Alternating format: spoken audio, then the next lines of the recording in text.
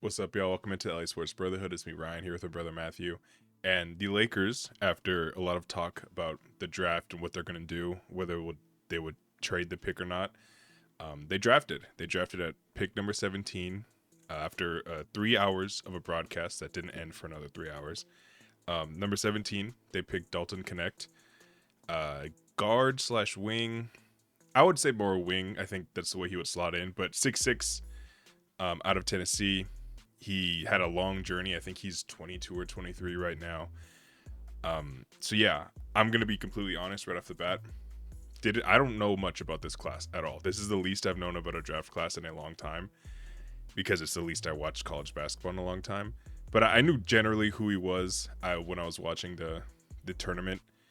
He played Purdue, or Tennessee played Purdue, and I was interested in Zach Edey, and Knecht went stupid in that game. They lost, but he went insane. And that's the only impression I had of him before the draft.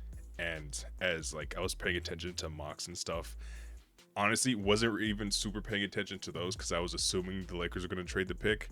And then recent signaling from Pelinka has been that they're not going to make really any trades at all this offseason. Anyway, we'll make a video about that.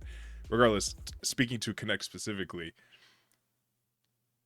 it's very interesting the fit that he can have with this team, because if you're people's first assumptions about a 6'6" white college player that led the SEC in points is like, oh, he probably shoots really well, and he does.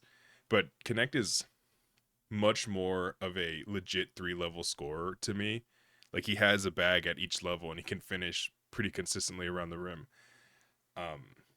And having that type of on-ball talent is super interesting in a in any team that has legit, whether it's they're real or not, legitimate contender aspirations, which is what the Lakers are with two actual superstars. So I'll set a lot of words, Matt, but you could take this wherever you want. First reaction to Knecht being a Laker.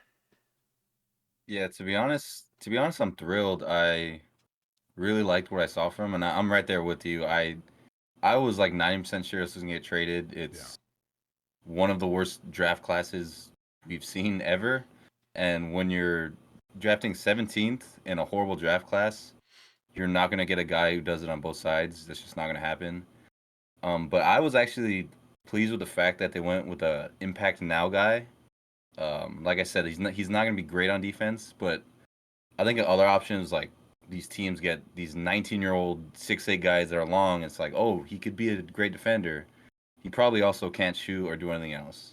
Thing with the big guys. They jump high, they're really tall, but and there's a lot of upside, but they're not very polished. This guy is a legit like offensive weapon, like someone who would like really go good with LeBron and AD. And I'm praying that Reddick and whoever his staff's going to be actually has an offensive scheme, because he's a guy that would like you can't just guard him with anyone and say, okay, he can shoot, close out on him, go over screens. No, he's like you said, 3 levels, not like superstar level, but he averaged 22 a game in college, or at least this last season. Shot 40% from three, and he's a really good finisher around the rim. That's what surprised me the most. He was a great finishing around the rim. He was great attacking. He was great in transition.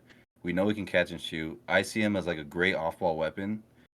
Set some screens for him. He comes off of curls, and the 3-level scorer. He can either attack it and score at the rim, or he can pop and shoot. A lot of pluses on offense, and when you're with two superstars that are gonna draw double teams, one of those guys is the all-time leader in assists. I think it's a great fit. Yeah, I that was I probably actually gonna throw a question right back to you. The fit, the idea of addressing needs with the draft was something that actually, even after Knecht was drafted, there was a particular very popular Twitter space on Lakers Twitter. For those who know, Twitter space is just like a live chat room for people to talk. There was about 1,000 people in there. At the peak, it was probably about 2K. Like, it's a massive room for online people to talk. And most of the sentiment in there were fans that were legitimately upset that they didn't draft a center. So, or a center, or De Silva from Colorado. So I'll throw that to you. Would you rather like going into this? Were you expecting slash did you like kind of need them to draft a center or a big man? No, I mean, drafting by need is obviously you like that's something you're gonna have to do. But if it's a second round kind of guy, you don't draft him there just because you need a center. I mean, we saw what happened with Wiseman and LaMelo Ball and the Warriors. I mean, that's obviously a way higher pick and more important. But we not need another scorer and a shooter? Yeah, we need a lot of things. You don't go of all your needs, you get the best player. You don't get your number one need. You get a player who fits that best. I think they got a great player, and it was something we needed. It's not like, frankly, we don't have a lot of strengths in this team right now besides LeBron and AD. We need a scorer. We need a shooter. Every single Laker fan said we need to upgrade the guard position. D'Lo wasn't great, and Reeves wouldn't get great. And then we get a shooter, a scorer, a guy who will impact now, and we complain. I mean, it's always gonna happen with Laker fans. But this one, I honestly just don't get. This was a horrible draft class. I don't know what center they would have wanted. Yeah, I think what was most confusing to me was that they were talking about De Silva specifically, like as if he was the significantly better fit for the Lakers. And I think I don't. I'm not gonna pretend like I know anything about De Silva. I know he went to Colorado. That's it.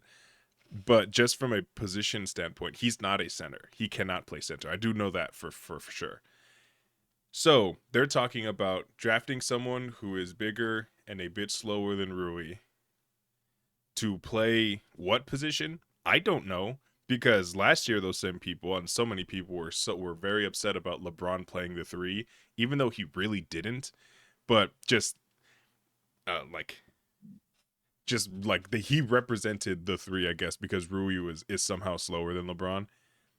But regardless, they were upset at him being the three, so they wanted the Lakers to pass on the best player available from like draft board stuff, and that matters to trade like for to other franchises for trading and stuff.